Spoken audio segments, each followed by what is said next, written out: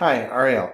This is Ira, and I'm recording here my audio feedback on your statement of belief in the hopes that my comments on this or my questions about it or communication of questions that it raises for me will be helpful as you move from this assignment to the next major assignment, which is the Defining Good Argument in Digital Contexts essay.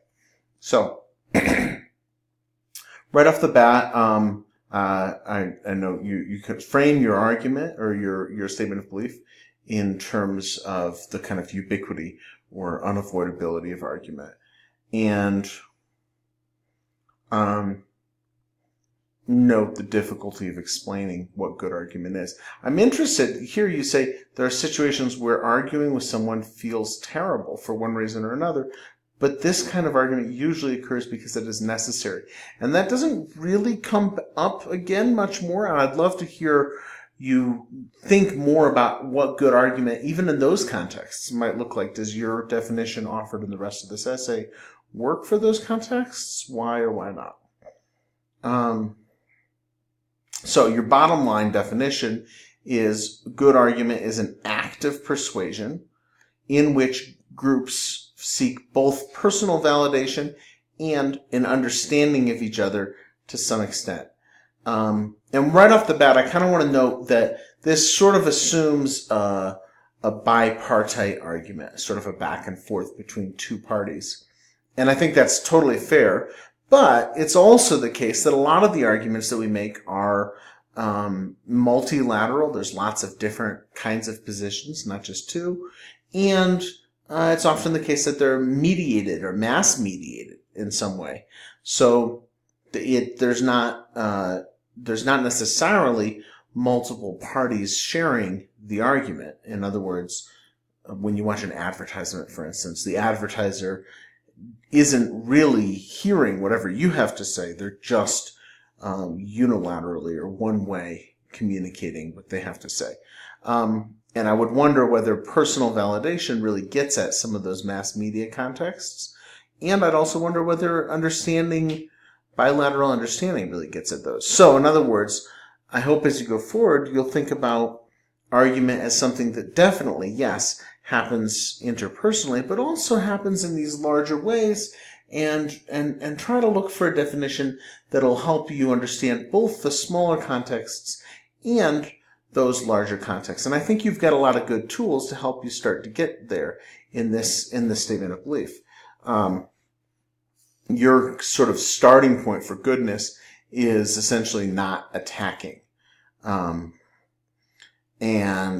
you acknowledge that it's impossible to entirely separate character from what others say, but the insulting or attacking interferes with maximum effectiveness.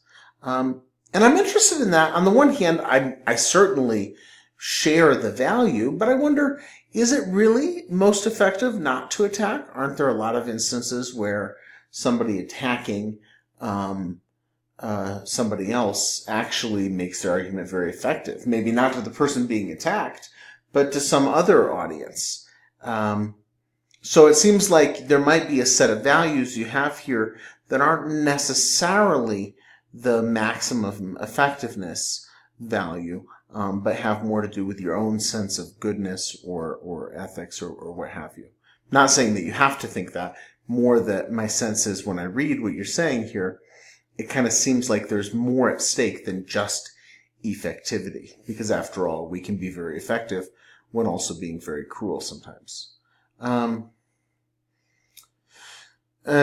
So when you talk about good argument doesn't disregard the audience based on a sense of superiority, it's audience oriented in some meaningful sense. This is definitely very interpersonal, right? Which is, again, not a bad thing, but I hope you'll move towards thinking about how the interpersonal and the multilateral or the mass-mediated do and don't fit together when you're coming up with your larger definition. But I think your point, even for those larger contexts, that when you simply discount or disregard the desires, beliefs, understandings of your audience, that does interfere with your ability to persuade. Now you say as a means of persuasion or as a means of understanding the other side, and it seems like you see those as two different things. I'd be interested to hear more about what you see as the relationship between persuasion and understanding. How you think these are related, how you think they're linked more or less systematically. I'd also be interested in hearing more about what personal validation means to you exactly, what you think that means in the context of argument and persuasion. So then moving forward from bad argument, you talk about good argument, and you say that good argument is understanding. And that's really the first thing that you strongly say about good argument. It has as part of its purpose seeking to understand whoever we are arguing with and whatever audience may be present. And let's go beyond just the immediate present to think about whatever audiences may be in play. Sorry about that. So I'm interested in what role you think understanding plays in those larger contexts, and whether it's the same in some way as in the interpersonal context or not. If the same, how? If not the same, how different? And how does that dissimilarity or dissimilarity impact your sense of good argument?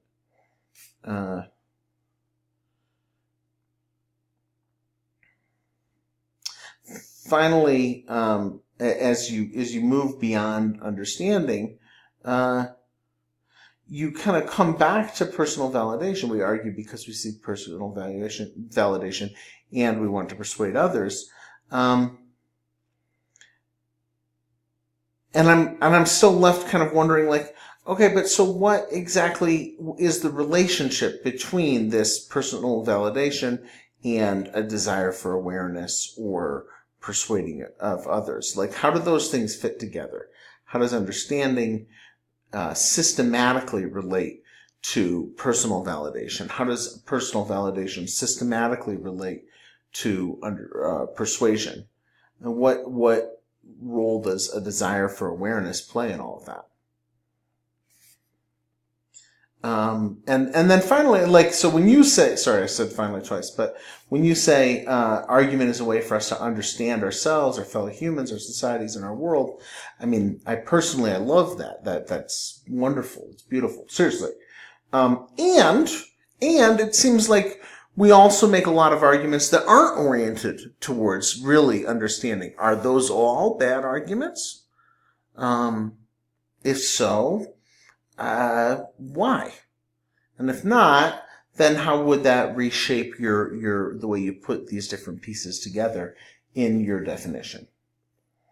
And you happily say at the end that this is, of course, not a perfect definition.